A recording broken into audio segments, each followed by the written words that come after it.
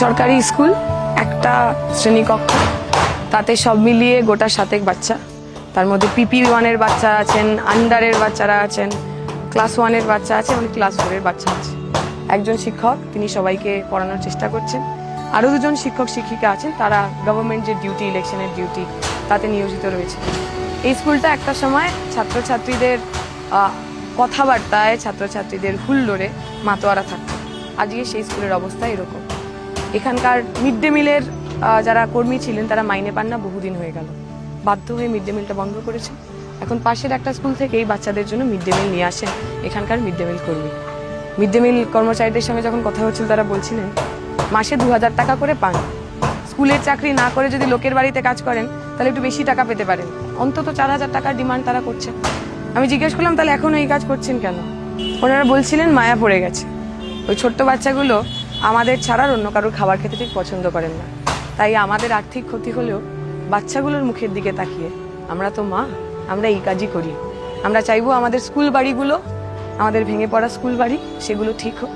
আমার mid day meal কর্মীরা, আমার মায়েরা, তারা সন্তান স্নেহী বাচ্চাদের আগলে রাখুক, তাদের ঘামের, তাদের শ্রমের মর্যাদা হোক, তারা চাকুরিজীবীর মর্যাদা পান, পেনশন পান, পিএফ পান, একটু সামাজিক সুরক্ষা, রান্না করতে গিয়ে হাত কেটে যাওয়া, পা কেটে যাওয়া, হাত পুড়ে যাওয়ার জন্য অ্যাক্সিডেন্ট কভারও বোধহয় তারা প্রাপ্য।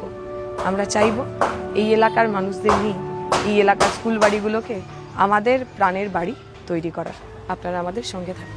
তুমি আসবে বলে অন্ধকানায় বসে আছে গান গায়নি, তুমি আসবে বলে অন্ধকানায় বসে আছে গান গায়নি, তুমি আসবে বলে চৌরাস্তার পুলিশটা ঘুষ খায়নি, তুমি আসবে বলে।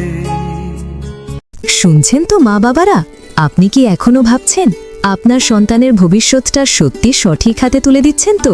পড়াশোনা ঠিক আছে, কিন্তু মানসিক বিকাশ, আত্মবিশ্বাস, স্কিল? ধরুন এমন একটা স্কুল যেখানে বইয়ের চাপ নেই কিন্তু শেখার আনন্দ আছে, যেখানে পড়াশোনার সঙ্গে সঙ্গে এআই শেখে, স্কিল ল্যাবে হাতে কলমে শেখে, আর বড় মাঠে দৌড়ে দৌড়ে হাসে। হ্যাঁ, একদম আপনার বাড়ির পাশেই কল্যাণী হাই রোডে খড়দহে গড়ে উঠেছে 5 স্টার রেটিংপ্রাপ্ত সিবিএসই বোর্ড পরিচালিত ট্রিনিটি পাবলিক স্কুল।